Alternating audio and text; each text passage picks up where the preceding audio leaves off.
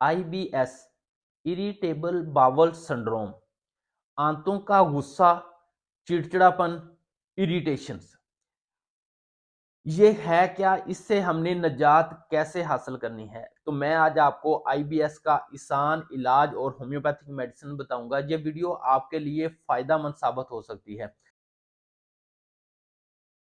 बिस्मिल्लाहिर्रहमानिर्रहीम, अस्सलाम वालेकुम। मैं हूं जी आपका दोस्त डॉक्टर रहमान मुर्तज़ा।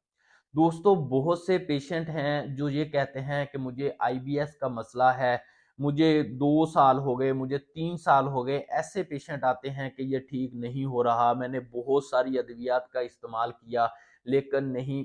पहले बात करते हैं कि IBS है क्या। खाना जो हम खाते हैं, स्टोमक के बाद हमारी छोटी आंत और फिर बड़ी आंत वहां से फुजले की सूरत में खारिज हो जाता है। ये है जी हमारे खाने का रोल।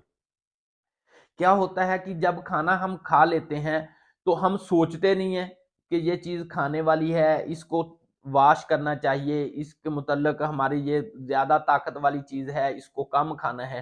हमारा ध्यान किसी कहीं और होता है, हम किसी और जगह पहुंचे होते हैं और हम खाना खा लेते हैं। खाना खाते हुए हम मोबाइल देख रहे होते हैं और ऊपर से खाना खाई जा रहे हैं।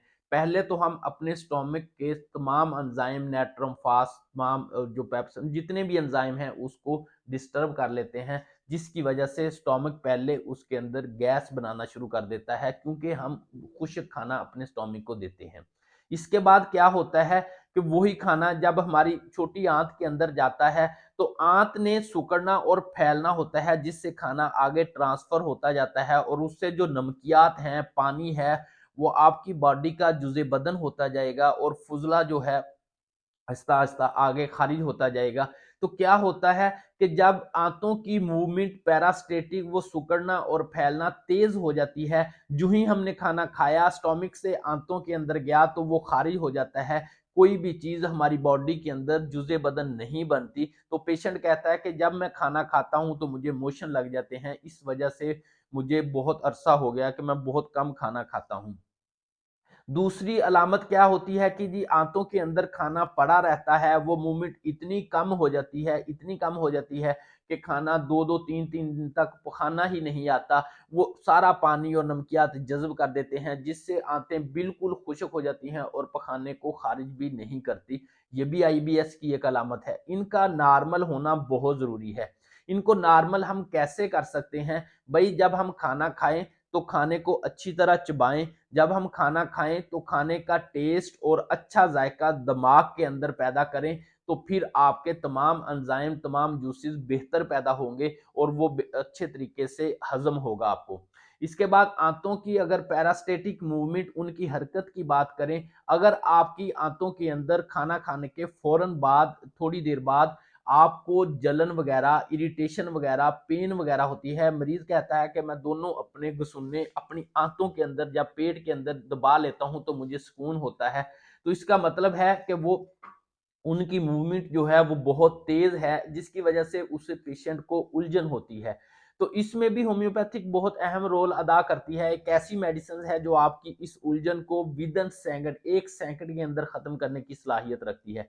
उससे पहले आप एक चाय, यानी कि पुदीने की चाय का इस्तेमाल करें। जैसे 2 से 3 पत्ते पुदीने के लें, 1 कप पानी का लें, उसमें हस्बे जायका आप शक्कर या गुड़ डाल सकते हैं, अगर आपको उससे कोई मसला नहीं है, शुगर वगैरह नहीं है तो इंशाल्लाह वो आपकी आंतों के पैरास्टेटिक मूवमेंट को सही करने की सलाहियत रखती है पुदीने की चाय।